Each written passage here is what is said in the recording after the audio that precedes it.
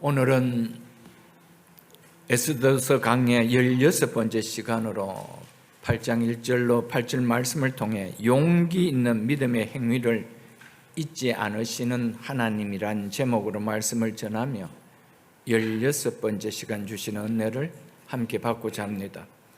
극에 달한 왕은 분노에 의해서 하만은 처형되었습니다. 하만의 죽음으로 왕의 분노는 누그러졌지만 그렇다고 하만이 왕의 인장을 찍어 발행한 유다인 진멸조서가 취소된 것은 아닙니다. 왕의 인장이 찍힌 조서는 결코 취소될 수 없는 것이기에 그 조서의 효력을 여전히 유효한 상태로 남아 있습니다.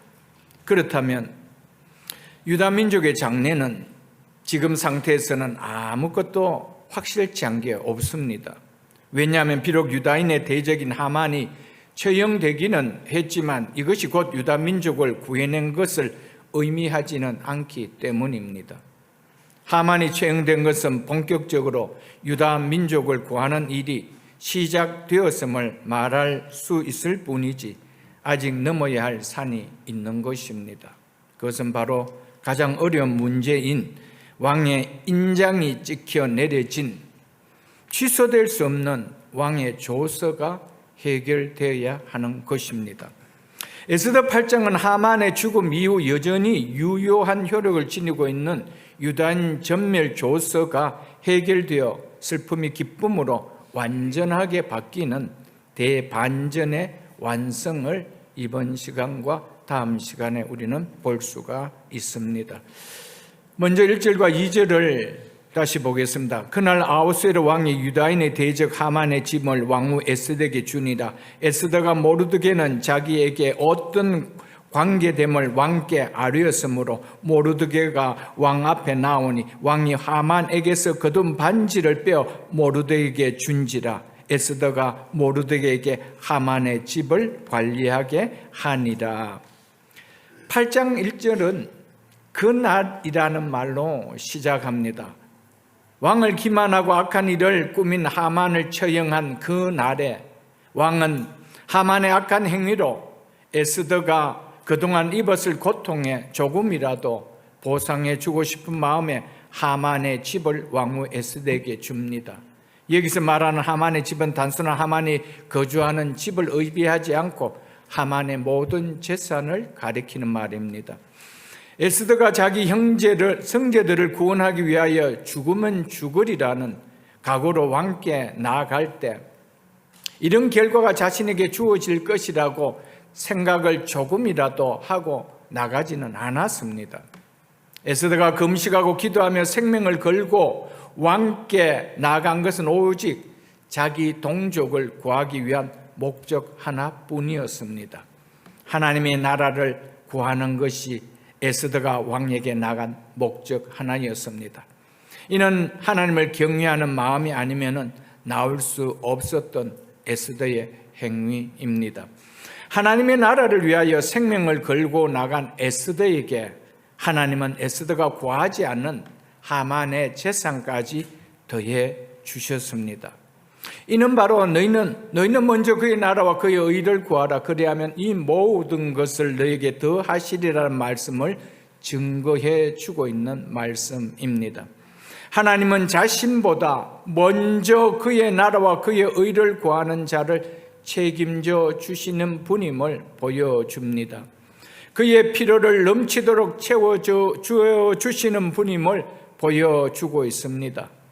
이 믿음을 오늘 우리가 가질 수 있기를 주의 이름으로 축복합니다. 하만의 재산이 에스더에게 주어진 후 비로소 에스더는 자신과 모르드게와의 관계를 왕에게 밝힙니다. 에스더가 자신과 모르드게와의 관계를 왕께 밝혔다라는 이 의미는 단순히 혈연적 관계만을 말했음을 의미하지 않습니다. 그동안 모르드게가 자신을 어떻게 양육했으며 지도해 왔으며 그리고 그간 하만의 일로 인해 모르드게와 자신 사이에 있었던 여러 일들을 구체적으로 언급하였음을 의미합니다.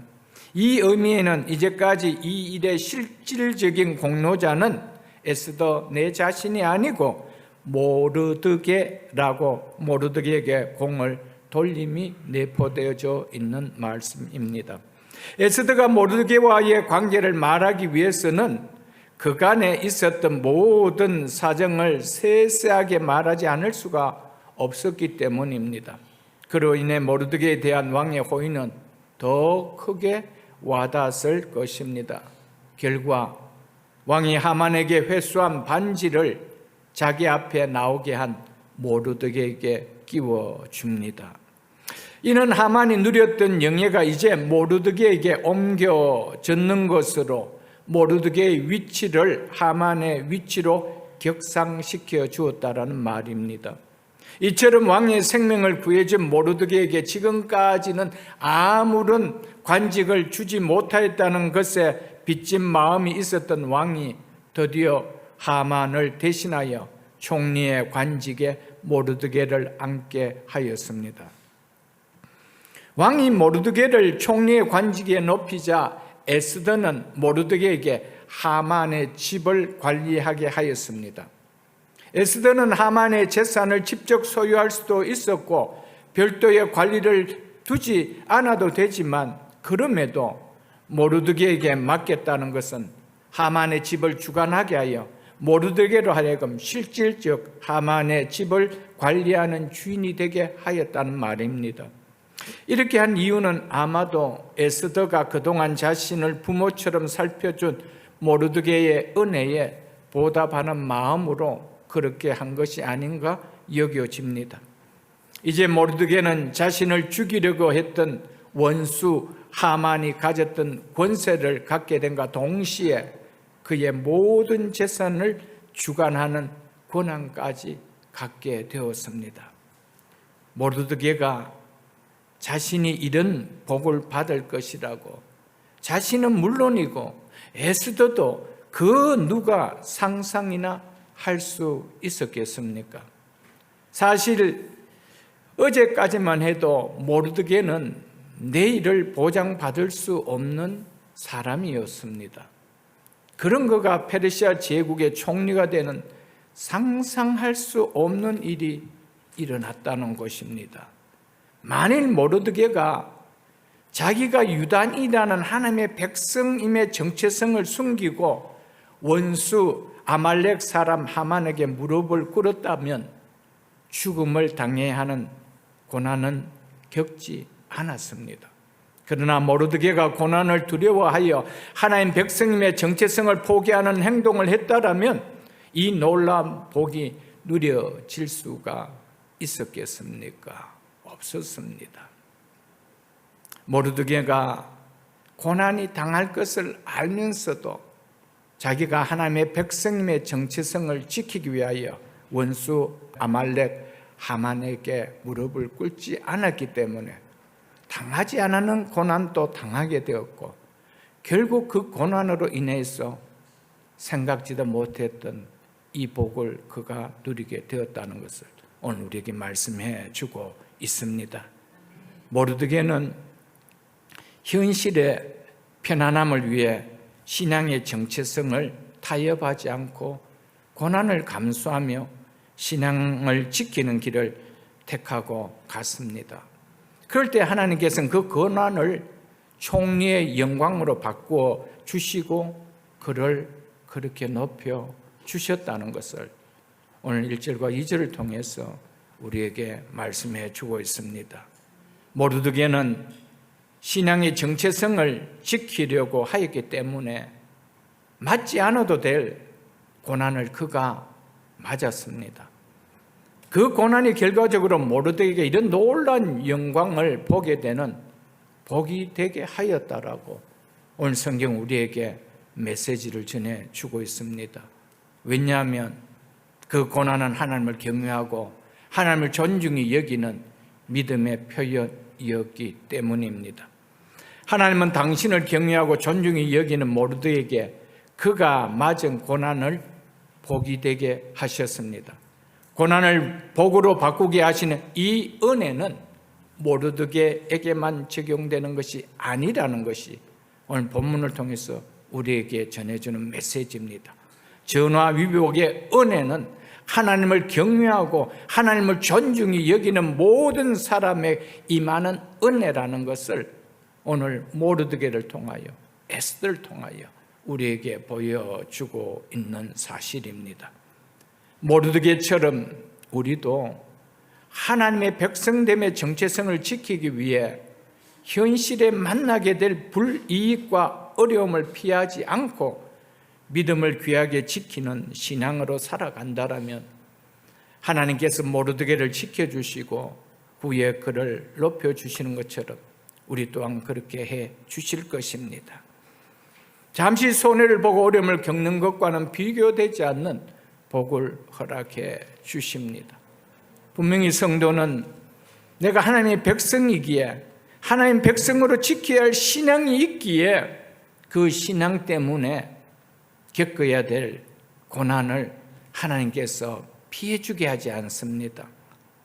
그 신앙을 지키기 위해서, 그 신앙의 정체성을 지키기 위해서 맞아들여야 되는 고난을 감수할 때 하나님은 그 고난을 고난으로 두지 아니하시고 복으로 바꾸어 주신다는 사실을 우리에게 말씀해 주고 있습니다.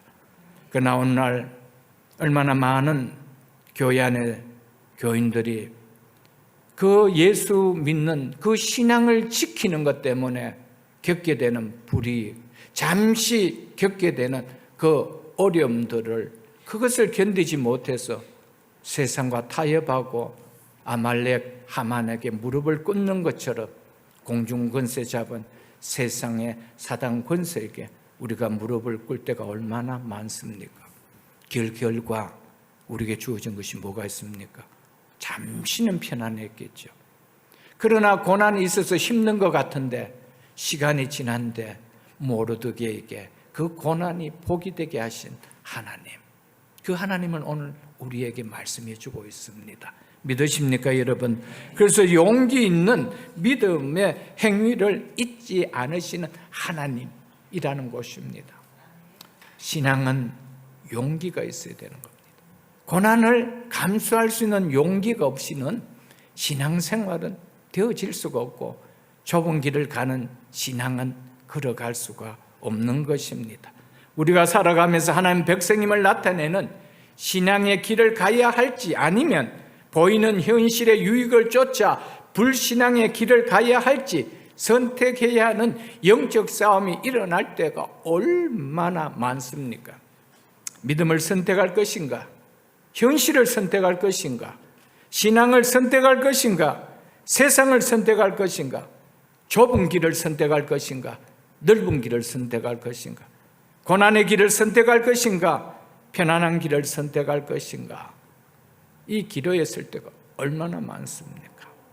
이 선택이 우리의 장래를 복이 되게 할 것인지 화가 되게 할 것인지를 결정해 준다는 것입니다. 오늘 모르드게를 보고 모르드게가 불쌍하다고 여겨진 사람 아무도 없을 것입니다. 참 귀하다. 그건 귀한데 우리는 모르드게가 겪었던 고난 없이 그 복 주시면 안 되겠습니까? 이게 오늘날 정말 월마트 같은 그런 마인드의 신앙을 갖고 있습니다. 싼 가격으로 최고의 좋은 것을 누리고 싶어하는 마음들, 그것이 우리 마음 아닙니까? 나는 한 것도 없고 많은 것만 얻고자 하는 하나님은 그렇게 말씀하고 있지 않습니다. 용기 있는 믿음의 행위를 결코 잊지 않으시는 하나님, 우리는 너무 쉽게 살면서 하나님은 우리 아버지니까 이렇게 얘기할 때가 참 많습니다.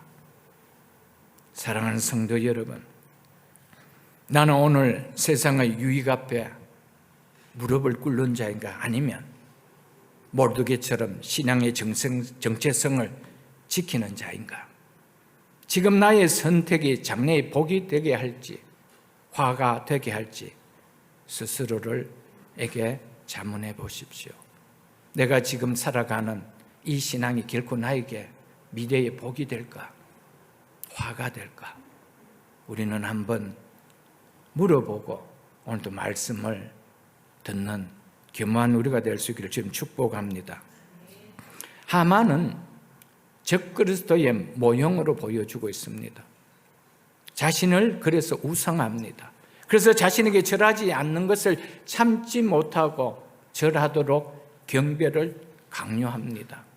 법을 만들어 하나님 백성을 진멸하려 하며 권력을 이용해 세상을 지배하려고 합니다. 하나님은 자신의 백성을 진멸하려는 사단의 세력을 결코 용납하지 않으시고 하만을 멸망시킨 것처럼 사단의 세력은 마지막에 반드시 멸망당할 것이라는 것입니다. 이것은 에스더가 보여주는 중요한 영적 메시지 가운데 하나입니다.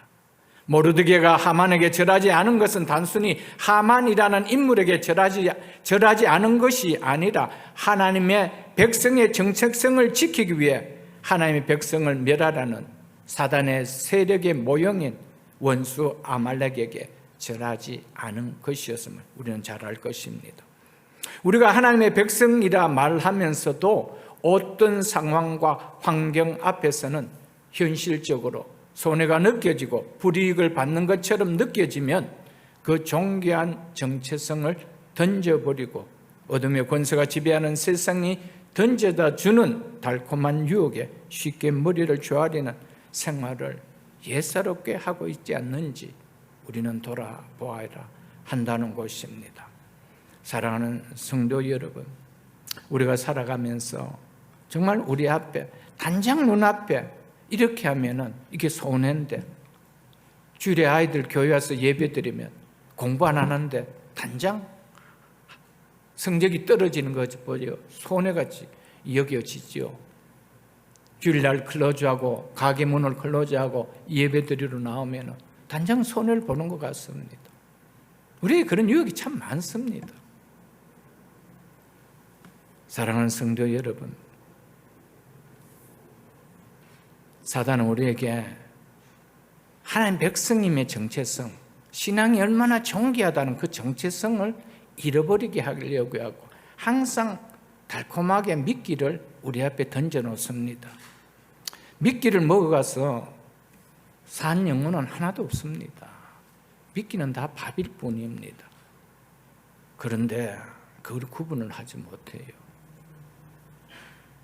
사랑하는 성도 여러분, 우리는 우리 하루하루의 삶이 내가 하나님께서 미래에 복을 세울 수 있는 것을 선택하고 있는지, 화를 당하게 하게 하는 것을 선택하게 하는지를 우리가 날마다 돌아보며 믿음의 선한 싸움을 싸우며 선택해 나가야 됩니다.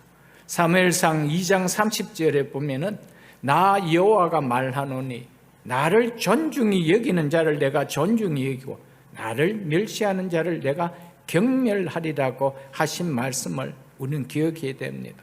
이 말씀은 우리의 살붙이가 되도록 마음 깊이 담아야 됩니다. 이건 하나님의 약속입니다. 내가 대충 살아도 하나님 나를 축복하실다 아닙니다. 나를 존중히 여긴 자를 내가 존중히 여기고 나를 멸시하는 자를 내가 경멸히 하리라. 그래서 하나님께서는 사무엘 상하를 통해서 두 인물을 대조시킵니다. 하나님을 경외하는 다윗과 하나님을 멸시하는 사울 왕과 두 사람을 대조합니다. 하나님은 누구를 존중히 여깁니까?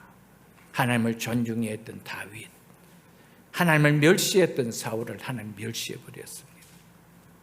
네가 하나님의 말씀을 버렸으므로 나도 너를 왕에서 버려버릴 것이다. 사랑하는 성도 여러분, 말씀을 귀하게 여기십시오. 하나님 정말 존중히 여기려면 말씀을 귀하게 여기지 않으면 절대로 하나님이 존중하게 여기지지 않습니다. 하나님을 말은 하지 않지만 내 삶이, 내 행동이 하나님을 경멸하는 행동을 우리는 수없이 하게 된다는 것입니다. 그러므로 우리가 하나님 백성됨을 귀하게 여기지 않는 신앙으로 살아가면서 에스더와 모르드게에 주어진 구하지 않은 것까지 주시는 놀라운 복을 원한다는 것은 하나님의 말씀을 무시하는 행위임을 우리는 알아야 됩니다. 에스더와 모르드게는 비록 이방 페르시아 제국 땅에서 살았지만 하나님의 백성임의 정체성을 결코 잃지 않고 살아왔습니다. 이런 이들처럼 우리 역시 신앙의 정체성을 지키며 살아가지 못하도록 유혹을 받고 때로는 위협을 당하는 죄악이 지배하는 세상에 살아가지만 세상과 구별된 하나님의 백성의 정체성을 지키며 살아가야 한다는 것입니다. 이것이 에스더를 통해서 보여주는 중요한 우리에게 주시는 영적 메시지입니다. 결코 세상이 가져주는 즐거움과 유익에 하나님 백성의 정체성을 잃어버리고 세상과 벗된 냄새를 풍기며 사는 자가 아니라 주님과 벗되고 말씀과 벗된 향기를 풍기는 믿음에 소중하게 여기는 삶을 살아라는 것이 에스더서가 우리에게 주는 중요한 메시지입니다. 내가 그런 자에게 어떻게 하더냐, 그들의 삶을 내가 잊더냐, 그들이 보여줬던 그 믿음을 내가 잊어버리더냐, 이게 에스더가 주는 중요한 메시지 아니에요, 여러분들. 우리가 에스더의 말씀을 얼마나 많이 들어요. 많이 듣고 나서도 바뀐 것이 아무것도 없다라면 우리 하나님의 말씀을 무시한 것밖에 아니지 않아요. 여러 차례 자식을 앉혀놓고 아버지가 훈계해도 그 말을 한 번도 자식이 안 듣는다라면 그 아버지 말을 무시한 것이지 그 아이 말을 들은 건가요, 여러분들? 에스더서를 마치고 나면 뭔가 달라진 것이 있어야 되잖아요. 그것이 내가 말씀을 들었다는 증거 아닌가요, 여러분? 그것이 아버지를 존경하는 표현이 아닌가요? 나를 존중히 여기는 자를 내가 존중히 여기라. 나를 멸시하는 자를 내가 경멸히 여기라. 나 여호와가 말하였노니. 믿으십니까, 여러분? 하나님의 말씀입니다. 우리 앞에 위기와 고난이 아무리 우리를 옥죄어도 나를 존중히 여긴 자를 내가 존중히 여기리라고 약속하신 분이 우리 하나님이심을 믿고 세상 유혹과 위협 앞에 무릎 꿇지 않고 하나님의 백성이라는 정체성을 당당하게 지키며 살아가는 믿음의 성도들이 다 될 수 있기를 주님 축복합니다. 하나님은 한 번도 하나님 백성됨의 정체성을 잃어버리고 사는 자에게 은혜를 베풀어 주시겠다고 축복해 주시겠다고 약속한 적이 한 번도 없습니다. 깨닫게 하는 징계를 대시겠다는 말씀만 있지 내가 그 자에게 은혜를 베풀고 축복하겠다는 말씀이 어디에 나온가요? 여러분, 그것이 얼마나 우리가 하나님의 말씀을 우습게 여기지 않으면 우리가 그렇게 살아갈 수가 있겠어요, 여러분들? 세상은 편한 길을 가라고 말하고 있습니다. 그러나 하나님은 우리를 향해 믿음의 길을 가라고 말씀하십니다. 세상은 현실의 유익을 위해 무릎을 꿇으라고 우리에게 말하지만 하나님은 하나님 백성의 정체성을 지키라고 오늘도 말씀하고 계십니다. 우리는 세상 말에 귀를 기울여야 할까요? 하나님 말씀에 귀를 기울여야 할까요? 세상이 우리에게 축복해 줄까요? 하나님 우리에게 축복해 주실까요? 유치부 아이들한테 물어도 답이 다 나오는 답인데 우리는 그 답을 알고도 우리는 세상 말을 더 기울여 듣습니다. 누구처럼요? 아담처럼. 세상 말에 더 귀를 기울입니다. 우리는 나를 존중히 여긴 자를 내가 존중히 여기고 나를 멸시하는 자를 내가 경멸하리라는 이 말씀 앞에 정직하게 나의 믿음의 모습을 드러내는 것이 에스더와 모르드게와 같은 반전의 복을 받는 유일한 통로임을 우리는 기억할 수 있어야 됩니다.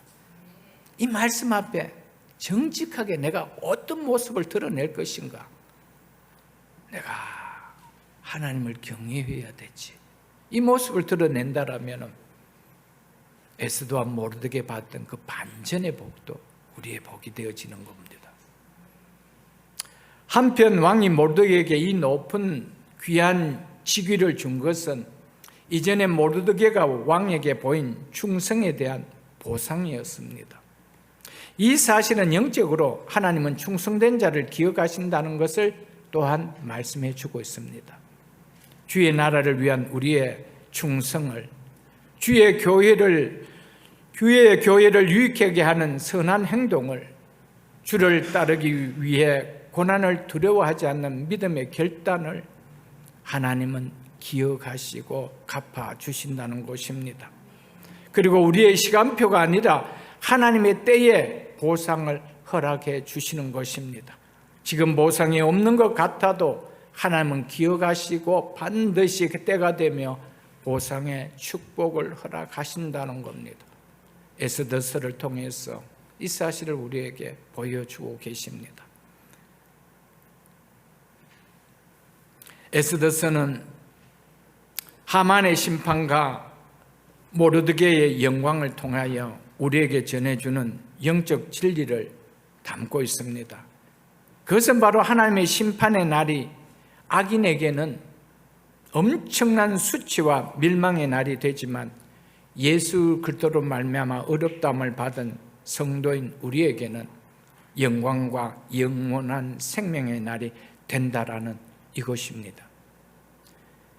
이 세상은 공중권세를 잡고 있는 사단에 속한 자들이 득세하는 것처럼 보이지만 그러한 일이 영원히 계속되는 것이 아니다 라는 것을 보여줍니다. 기독교 역사를 보면 항상 불의한 자들이 득세하고 믿는 성도들은 항상 고난을 당하는 것처럼 보여질 것입니다. 그러나 그것은 영원히 지속되는 것이 아니다라는 것을 에스더를 통해서 보여주고 있습니다. 성경은 분명하게 하나님의 심판날이 있을 것임을 분명하게 말씀하고 계십니다. 그리고 그날에는 하나님께서 사람들을 그 행위에 따라 심판하실 것이라고 말씀하고 계십니다. 하나님의 심판한 날에 불의한 자들은 그들의 행위에 따라 영원한 유황불이 타는 지옥 심판을 받게 될 것이라고 성경은 증언하고 있습니다. 반대로 성도들은 그날에 주님을 위해 살은 행위를 따라 주어질 상급의 영생의 심판과 천국의 영광을 누리게 된다라고 말씀하고 계십니다. 생명의 멸류관을 받고 주님과 더불어 영원토록 왕노릇하게 된다라고 말씀하고 계십니다. 여기에 우리 성도들의 소망이 있는 것입니다. 그래서 로마서 8장 18절에 뭐라고 말씀했습니까? 생각하건대 현재의 고난은 장차 우리에게 나타날 영광과 비교할 수 없도다라고 말씀하고 있지 않습니까? 하나님의 백성이 죄악이 다스리는 이 세상을 사는 동안 신앙의 정체성을 지키려고 하는 것으로 인하여 고난이 있음이 당연하다고 말씀하고 있습니다. 그래서 현재의 고난은 이라고 말씀하고 있습니다. 이 고난이 있는 것은 우리가 하나님 백성이라는 증거를 나타내주고 있는 것입니다. 그리고 그 고난은 장차 누리게 될 영광으로 가는 필수적인 과정인 것을 말씀해 주고 있습니다. 그래서 현재의 고난은 장차 우리에게 나타날 영광과 비교할 수 없다는 겁니다. 그런데 이 현재의 고난이 싫어서 넓은 길을 가는데 그에게 나타날 것이 영광일까요? 멸망일까요? 성경은 분명하게 넓은 길은 멸망의 길이라고 말씀하고 있습니다. 왜 좁은 길을 할까요? 고난이 있기 때문에 그런 거예요. 그래서 좁은 거예요. 그래서 찾는 자가 적다라는 겁니다. 성경 한 곳을 찾아보겠습니다. 신약성경 고린도후서 4장 17절도 18절입니다.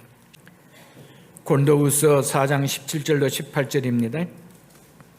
우리가 잠시 받는 환난에 경한 것이 지극히 크고 영원한 영광에 중한 것을 우리에게 이루게 함이니. 무슨 말씀입니까? 우리가 겪는 고난이 실제로는 힘들고 아프지만 장차 올 영광의 무게에 비하면 그것은 깃털처럼 가볍게 느껴진다는 것입니다. 그런데 깃털처럼 가볍게 여기 있는 것조차도 내가 견디지 못하겠다는 겁니다. 그런 자에게 어떻게 영광이 누려질 수가 있나요, 여러분? 그리고 뭐라고 이야기합니까? 고난은 끝나는 기한이 있지만 영광은 끝이 없는 것이기에 비교 자체가 안 된다는 겁니다. 그래서 고난이라는 것은 유통기간이 있다는 겁니다. 그래서 잠시라는 기간이 있다는 겁니다. 그런데 우리에게 주의 영광은 뭐래? 영원하다라고 이야기하고 있습니다. 비교가 되는 거냐?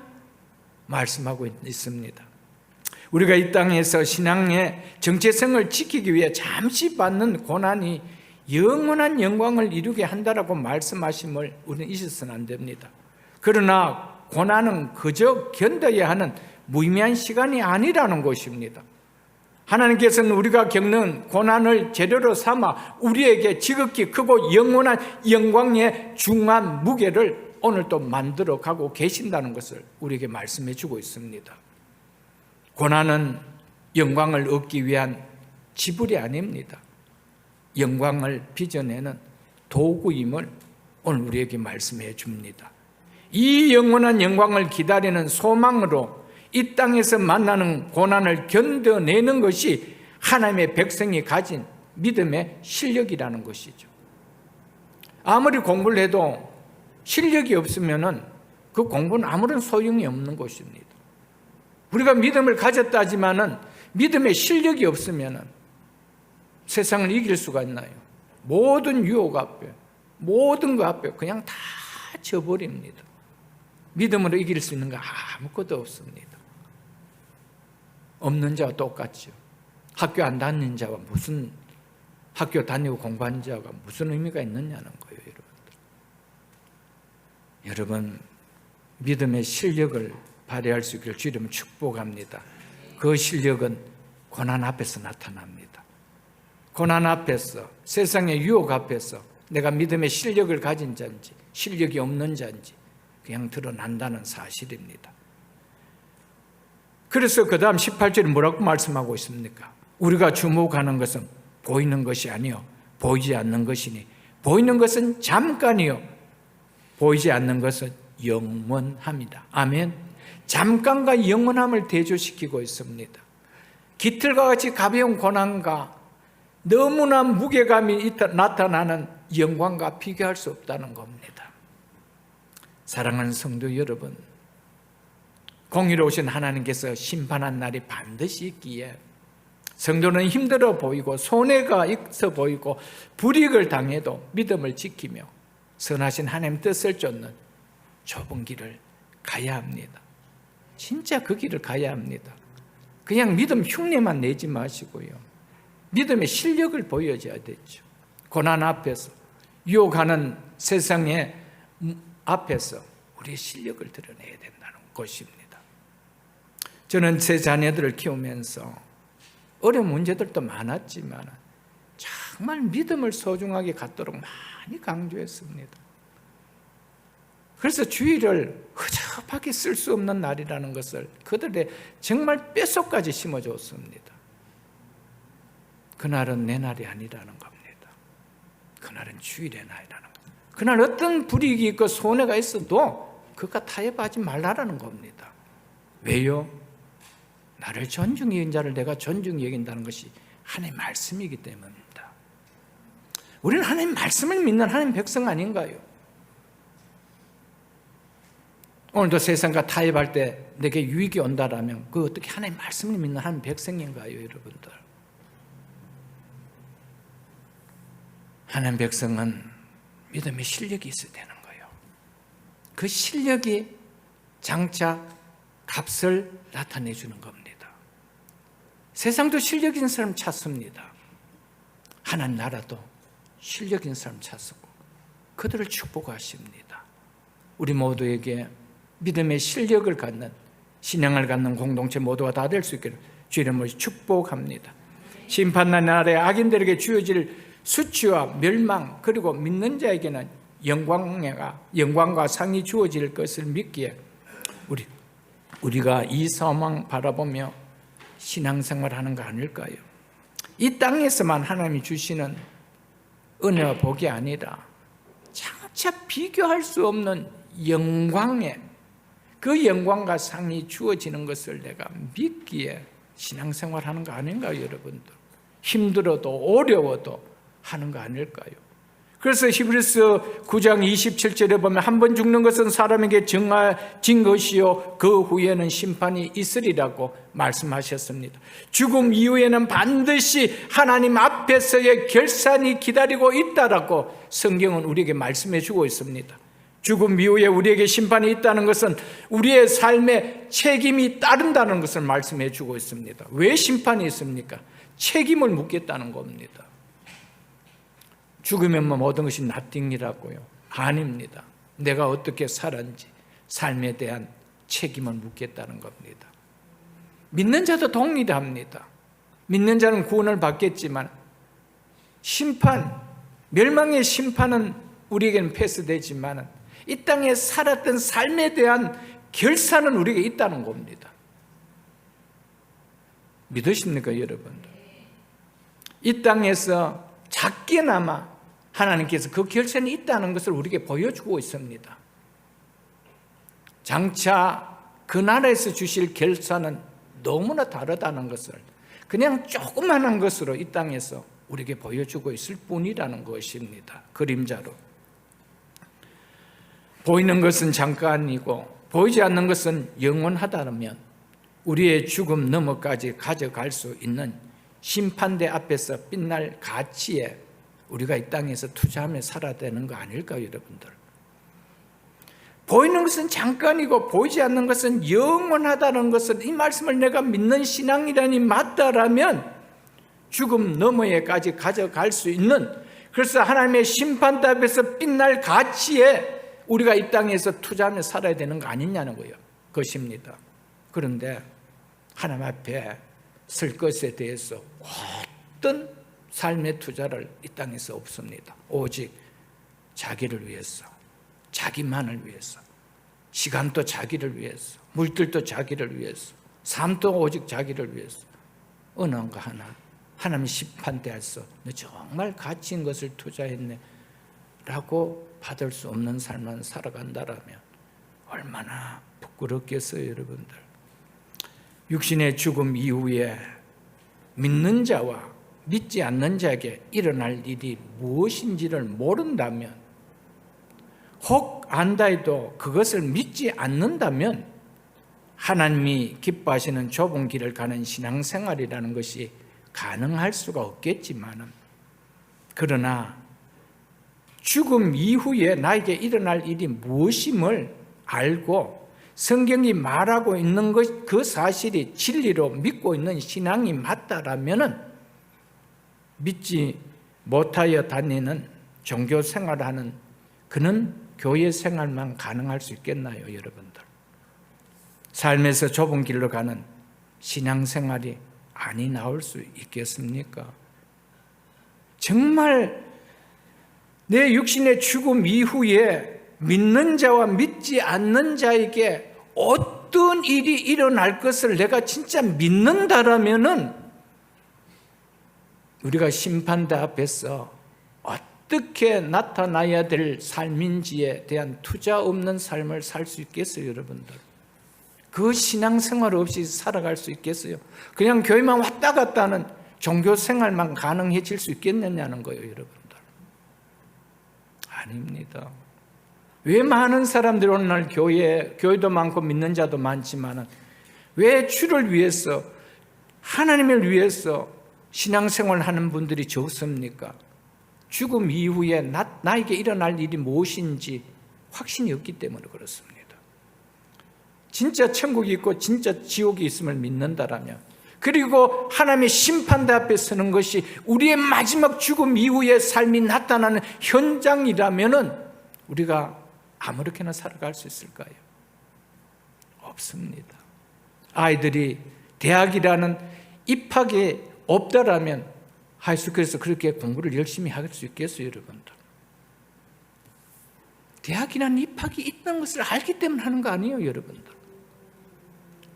마지막 하나님의 심판대 앞에서 우리가 심판받는 것이 너무나 분명하다라면 이 땅에서 허접한 신앙생활이 가능할 수 있을까요? 그건 불가능합니다. 깊이 들어가면은 정말 죽으면 그런 일이 일어날까에 대한 확신이 없는 거예요. 확신이 없어서 그런 거예요. 여러분, 정말 오늘이라도 죽으면 나는 어디에 설 것인지, 내 자리가 어떤 것인지를 여러분들 확실히 믿습니까? 확실히 믿는다라면 지금 여러분의 삶을 돌아보십시오. 그 삶이 증거해 주고 있느냐는 거예요. 그 삶이 그것을 증거해 주고 대변해 주고 있느냐라고 묻고 있습니다. 한편 에스더는 하만이 처형되고 그의 재산을 가지게 되고 모르드게가 하만의 자리에 앉게 된 것으로 기뻐할 수가 없었습니다. 왜냐하면 유다인을 멸하라는 왕의 인장이 찍힌 조서가 아직 유효한 상태로 남아 있었기 때문입니다. 그러나 이 왕의 조서가 살아있는 동안 유다인들이 죽임을 당하게 될 위협 또한 그대로 존재하고 있는 것이기에, 그래서 에스더가 왕에게 전에 하만의 악한 계략에 속아 유다인을 멸절하도록 내린 조서를 취소해 줄 것을 요청하는 것입니다. 그래서 3절을 보겠습니다. 본문 3절입니다. 에스더가 다시 왕 앞에서 말씀하며 왕의 발 아래 엎드려 아각 사람 하만이 유다인을 해하려 한 악한 꾀를 제거하기를 울며 구하니, 모르드게와 유다인을 멸절시키려고 한 하만은 처형되어 사라졌지만 그러나 그가 남겨놓고 간 유다인의 멸절시키는 영향력은 사라지지 않고 여전히 그대로 존재하고 있기에 유다인들은 이 멸절 위기에서 벗어나지 못한 상태에 있었던 것입니다. 왜냐하면 왕의 인장이 찍혀 내려진 조서는 결코 취소할 수 없는 것이므로 그 조서의 내용은 여전히 유효한 상태로 남아있기 때문입니다. 그리고 비록 하만이 죽었다 해도 페르시아 내에는 아직 아말렉 족속을 비롯해 유다 민족을 싫어하는 수많은 족속들이 있기 때문입니다. 무엇보다 이들은 이 조서의 내용을 충실히 지킬 각오가 단단히 되어 있는 사람이기 때문에 하만은 비록 죽었지만 유다인들이 견제하다라는 것은 아직 약속된 것은 아니라는 것입니다. 이러한 이유로 에스더는 하만이 죽었음에도 불구하고 다시 왕의 발 앞에 엎드려 하만이 유다인을 멸하려 한 악한 꾀를 제거하여 달라라고 울며 간청하기를 시작했습니다. 이것은 영적으로 예수 그리스도께서 십자가에 못 박히고 부활하심으로 사단의 권세를 깨뜨리고 택한 자기 백성들을 죄와 사망의 올무에서 구원하신 그림을 보여주고 있습니다. 예수 그리스도께서 십자가에 달려 죽으시고 3일 만에 다시 살아나실 때 죽음의 권세를 가진 사단은 결정적인 타격을 받고 더 이상 죽음의 권세를 쓸 수가 없는 죽은 자나 다름이 없는 패배자가 되어버렸습니다. 그렇다고 해서 사단이 완전히 죽어 소멸된 것은 아닙니다. 사단은 여전히 살아 존재하고 있고 택한 백성, 하나님의 백성을 두렵게 하는 영향을 여전히 미치고 있다는 것입니다. 그렇지만 사단의 권세를 면하신 예수 그리스도께서 우리를 붙들고 계시기 때문에 결코 영원한 사망의 자리로 그들이 끌고 갈 수는 없다는 것입니다. 단지 택한 백성들을 두렵게 하는 영향력만 끼칠 뿐입니다. 왜 그렇게 할까요? 그 이유는 우리의 믿음이 참인지 아닌지를 돌아보게 하기 위해서 사단을 통하여 우리에게 끊임없는 고난의 어려움들을 우리에게 나타내는 영향력을 끼친다는 것입니다. 하만이 죽었음에도 불구하고 유다인을 두렵게 하는 그의 영향력은 여전히 남아있다는 것이 바로 영적으로 이 사실을 우리에게 보여주고 있는 것입니다.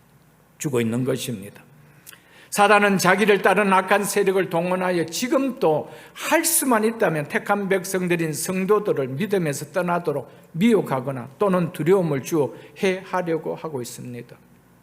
그러므로 우리는 원수 하만이 죽었음에도 불구하고 에스더가 긴장을 늦추지 않고 왕께 엎드려 악한 관계를 제거하게 달라고 강구했던 것처럼 영적 긴장을 늦추지 말고 사단의 머리를 깨뜨리신 예수 그리스도의 십자가를 의지하며 최후 승리를 거두는 그날까지 사단의 세력들과 믿음으로 싸워야 하는 영적 싸움을 하여야 한다는 것이 3절을 통하여 우리에게 영적으로 보여주는 메시지입니다. 그래서 베드로전서 5장 8절로 9절에 보면 근신하라 깨어라 너희 대적 마귀가 우는 사자같이 두루다니며 삼킬 자를 찾나니 너희는 믿음을 굳게 하여 그를 대적하라 라고 했습니다. 끝까지 대적해야 됩니다. 왜 그렇습니까? 왜 남겨놨습니까? 너희 믿음이 참 믿음인지 알고 그걸 보기 위함입니다. 우리가 고난이 없다라면 내 믿음이 참인지 아닌지 어떻게 우리가 알 수 있나요, 여러분? 알 수가 없습니다. 검증할 수 없는 것이 없다면 누가 진짜 다이아몬드인지 그걸 어떻게 알 수가 있느냐는 거예요, 여러분들. 그래서 하나님은 사단이 택한 백성을 멸망으로 끌고 갈 수는 없지만 이 땅에서 우리를 위협할 수 있는 존재로는 두었다는 겁니다. 그래서 그것을 통해서 네 신앙이 참인지 검증해 보라는 겁니다. 사실 아하수에르 왕은 에스더가 무엇을 요구하든지 그 소원을 들어주겠다고 한 것에 대해 아직 해결해 준 것이 없습니다. 에스더는 왕에게 왕이 좋게 여기시면 내 소청대로 내 생명을 내게 주시고 내 요구대로 내 민족을 내게 주소서라고 소원을 구한 것에 대해 왕은 아직 답을 주지 않았습니다. 하만의 재산과 모르드게의 지위 등 에스더가 구하지 않는 것만 주었지 구한 것에 있어서는 아직 아무런 대답이 없는 상태입니다. 그래서 에스더가 아직 해결되지 않는 문제에 대해서 절박한 심정으로 울며 왕께 엎드려 간청하였던 것입니다. 지금은 왕이 하만에 대한 분노와 에스더에 대한 사랑의 마음이 고조되어 있는 상태입니다. 그렇기 때문에 왕이 말한 대로 에스더가 무엇이든지 부탁하며 다 들어줄 수 있는 확률이 높은 타임이 지금 타임입니다. 감정의 기복이 매우 심한 왕이기 때문에 왕의 이런 감정이 언제 또 변할지 모르기 때문에 만일 왕의 마음이 바뀐다라면 이 일은 어떤 방향으로 흘러갈지를 모르는 것입니다. 그래서 지체할 이유가 없다는 것을 에스더는 알았기에 지금이 이 문제를 해결하기에 가장 좋은 적기임을 알고 즉각 왕의 발 아래 엎드려 절박한 심정으로 자기 동족의 구원을 위해 울며 간청한 것이었습니다. 하만이 죽고 에스더에게 하만의 집을 주고 모르드게는 하만의 지휘인 총리주를 앉았을 때 그것을 만족하며 집에 돌아가 만찬을 베풀지 않았습니다.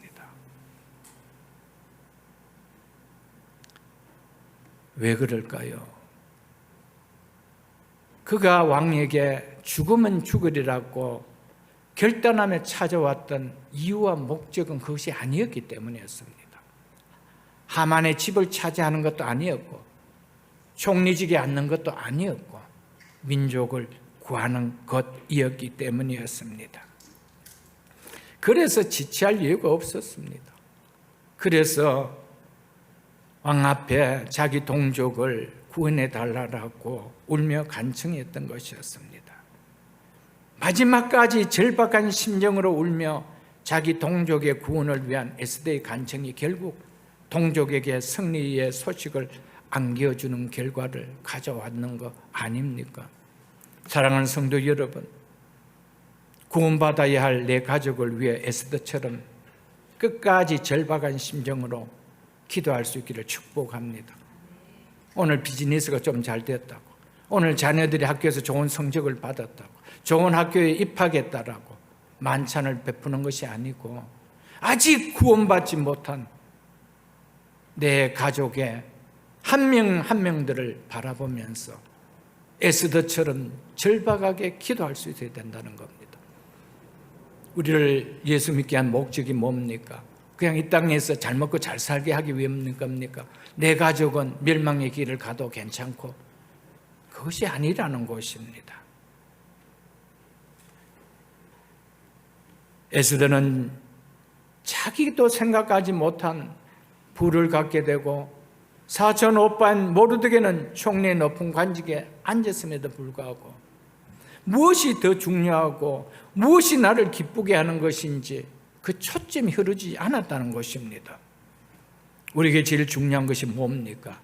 이 초점이 흐려지지 않아야 기도가 흐트러지지 않는다는 겁니다. 우리에게 제일 중요한 것은 아직 믿지 않는 가족의 구원입니다. 가족들이 바른 믿음으로 세워지는 것입니다. 남편의 사업보다도 자녀들의 학업보다도 이것이 더 중요하게 여기지는 기도의 초점이 바뀌어지지 않아야 한다는 것입니다. 무엇이 중요합니까? 잘 먹고 잘 사는 겁니까? 그리고 마지막은 영원한 지옥 멸망에 떨어지는 겁니까? 사랑하는 성도 여러분, 우선순위가 우리의 삶을 결정하게 한다는 사실을 잊지 마십시오. 4절로 5절을 보겠습니다. 왕이 에스더를 향하여 검규를 내미는지라 에스더가 일어나 왕 앞에 서서 이르되 왕이 만일 즐거워하시며 내가 왕의 목전에 은혜를 입었고 또 왕이 이 일을 좋게 여기시며 나를 좋게 보실진대 조서를 내리서 아각 사람 하무다다의 아들 하만이 왕의 각 지방에 있는 유다인을 진멸하려고 꾀하고 쓴 조서를 철회하소서. 에스더가 왕의 발 앞에 엎드려 자기 동족을 구하기 위하여 울며 간청할 때 아하수에르 왕은 자기 손에 있는 검규를 내밀었습니다. 여기서 왕이 검규를 내민 것은 전에처럼 왕의 허락 없이 찾아온 것을 용납하겠다는 표현이 아닙니다. 여기서 이 행위는 자기 동족의 구원을 위해 눈물로 간청하는 에스더를 긍휼히 여기겠다는 의미와 함께 그 간청을 들어주겠다는 표시입니다. 그래서 왕이 검규를 내미자 에스더가 왕 앞에 일어서서 간청을 들을 수 있었던 것입니다. 그렇다면 왕의 인장이 찍혀 내려진 조서는 다시 취소될 수가 없음을 잘 알고 있는 왕은 어떤 방법으로 유다인을 진멸하고 쓴 조서를 처리해 달라는 에스더의 간청을 들어줄 수 있었기에 그 간청을 들어주겠다는 표시로 검규를 내밀었을까요? 왕의 이름으로 한번 내려진 조서는 마치 법령과 같아서 번복할 수 없는 것인데 어떻게 들어주겠다는 것입니까? 결코 간단한 일이 아닐 텐데. 그래서 에스더는 왕에게 아각 사람 하무다다의 아들 하만이 왕의 각 지방에 있는 유다인을 진멸하려고 흉계를 꾸며 쓴 조서가 무효가 되도록 조서를 내려달라고 하였습니다. 이렇게 간청하면서 에스더는 지혜롭게 왕이 하만이 내린 조서에 공모하였다는 사실을 피하여 말하였습니다. 아각 사람 하무다다의 아들 하만이 흉계로 쓰며 쓴 조서라고 하며 하만을 부각시키고 하만만을 강조했습니다. 이 조서는 왕과 무관하다는 사실을 의도적으로 지혜롭게 드러낸 것이었습니다. 에스더의 이 말 속에는 이런 의미가 암시된 것입니다. 왕이여 유다 민족을 진멸하려고 내린 조서에 비록 왕의 인장이 찍혀 있다 하더라도 그것은 왕과 무관한 일입니다. 왜냐하면 내려진 이 조서는 악한 하만이 왕의 눈과 귀를 가리고 자신의 사적인 감정의 문제를 이루기 위하여 그 뜻대로 내린 것이기 때문입니다. 그러니 조서를 무효화되게 한다 할지라도 그것은 왕의 명령을 번복하는 일이 되지 않으므로 왕의 권위에 해가 되지도 않으며 심지어 페르시아 법에도 어긋나지 않습니다. 이런 의미가 내포되어져 있는 것입니다. 에스더는 자신의 인장이 찍힌 조서의 내용을 번복해야 하는 왕의 마음을 부담을 덜어주기 위하여 지혜로운 논리가 담긴 말로 표현하였던 것이었습니다. 그래서 철할 수 있는 조서를 다시 내려달라는 겁니다. 그냥 조서를 철해달라는 것이 아니고 조서가 무효화될 수 있는 조서를 내려달라는 것이었습니다. 그래서 에스더는 자기 동족을 진멸한 조서를 취소해달라는 간청에서 또 이렇게 얘기합니다. 6절을 보겠습니다. 내가 어찌 내 민족이 화당함을 참아보며 내 친척의 멸망함을 참아보리까 하니. 이제 에스더는 이렇게 자신의 요청을 왕이 들어줘야 하는 당위성을 왕께 호소합니다. 즉 에스더는 여기서 만일 하만의 조서가 취소되지 않을 경우 있게 될 사태를 언급하면서 내가 어찌 내 민족이 내 친척이 화를 당하며 멸망당하는 것을 눈을 뜨고 지켜볼 수 있겠느냐며 이런 자신에게 감당하기 힘든 너무나도 고통스러운 일이며 일이 속히 중단되어야만 할 것임을 왕에게 더욱 강하게 호소한 것입니다. 자기 동족을 애절하게 사랑하는 에스더의 마음이 왕의 마음에 충분하게 전달되었다는 것입니다. 사랑하는 성도 여러분, 우리는 우리의 가족들이 멸망의 화를 당하고 내 가족들이 영원한 지옥 멸망에 당함을 내가 어찌 참아 볼 수 있겠습니까? 하나님이여, 내 남편을 구원해 주시고 내 자녀들을 구원해 주옵소서. 내 부모를 구원해 주옵소서. 이 애절함이 있어야 되는 거예요. 하나님, 사업 잘 되게 해 주옵소서. 우리 아이들 시험 잘 치게 해 주옵소서. 시험 잘 치는데 예수는 안 믿어. 사업은 잘 되는데 하나님 안 믿어. 그게 무슨 복이 있냐요. 사업이 잘 되면 잘 될수록 하나님과 멀어질 텐데, 그래서 공부를 잘하면 잘할수록 하나님과 멀어질 텐데 그 기도가 왜 필요한가요, 여러분들? 내 자식이 화당함을 차마 못 보며 내 남편이 멸망한 당함을 차마 내가 어떻게 보리까? 이 기도가 우리의 기도가 될 수 있기를 주 이름 축복합니다. 성도 여러분, 우리는 오늘 이 말씀을 통해서 에스더와 모르드게는 위기가 찾아오고 화를 만났을 때 그들은 결코 소망의 끈을 놓고 체험해 버리지 않았습니다. 더욱 하나님을 의지하며 그것을 극복하기 위하여 믿음으로 적극 힘을 썼을 때 이들에게 찾아온 위기는 도리어 기회가 되었습니다. 시련은 오히려 복이 되었음을 우리는 볼 것입니다.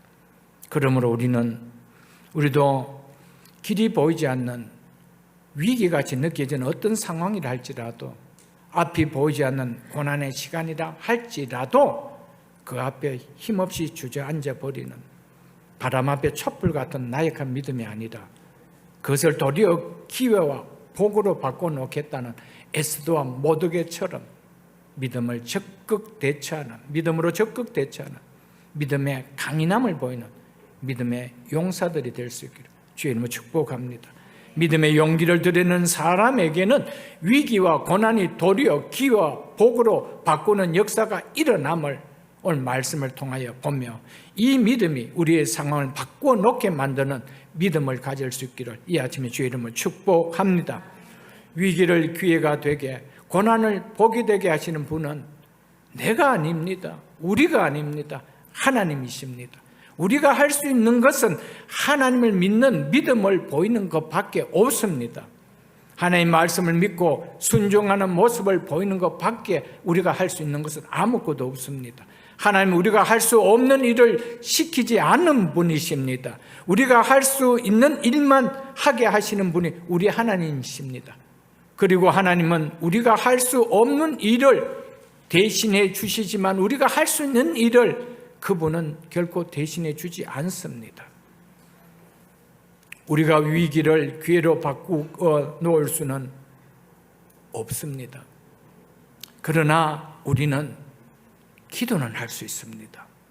우리가 고난을 복으로 바꾸어 놓을 수는 우리가 할 수는 없습니다.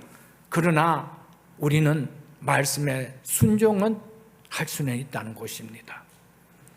우리가 할 수 있는 일에 소극적이 아닌 적극적인 믿음의 적극성을 보일 때 하나님은 우리가 할 수 없는 일을 대신해 주십니다. 이 믿음을 붙들 수 있기를 주님 축복합니다. 우리가 할 수 있는 기도와 순종을 진정성 있게 하나님 앞에 보여드릴 때 하나님은 우리가 할 수 없는 반전의 역사를 써 가시고 때가 되면 이루어 나타내십니다. 우리가 우리의 목에 믿음을 보일 때 하나님은 자신의 목에 기적을 우리에게 나타내 주신다는 것입니다.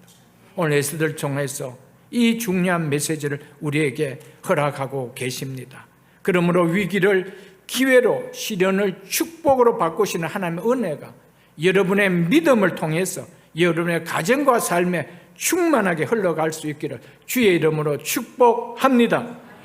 에스더가 왕에게 할 수 있는 일을 다 했습니다. 이제 왕이 내놓는 답만 남아 있습니다. 마지막 7절로 8절을 보겠습니다. 아하수에르 왕이 왕후 에스더와 유다인 모르드게 이르되 하만이 유다인을 살해하려 함으로 나무에 매달려고 내가 그 집을 에스더에게 주었으니 너희는 왕의 명의로 유다인에게 조서를 뜻대로 쓰고 왕의 인장을 칠지어다. 왕의 이름을 쓰고 왕의 반지로 인친 조서는 누구든지 철회할 수 없음이니라 하니라. 에스더의 어려운 간청이 되어 아하수에르 왕은 에스더의 폭로로 하만의 괴계를 안 이후 자신이 에스더와 모르드게를 위하여 행한 조치를 언급하는 의외의 말로 대답을 시작합니다.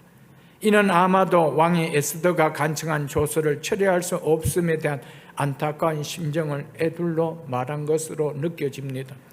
왕은 자신이 그동안 에스더와 모르드게에게 그리고 하만에게 행했던 지난한 일들을 먼저 말한 이후 너희의 뜻대로 조서를 쓰고 왕의 반지로 인을 치라고 말합니다. 왕은 이렇게 하여 조서를 쓰는 주체가 아하수에르 왕 자신이 아닌 에스더와 모르드게임을 강조합니다.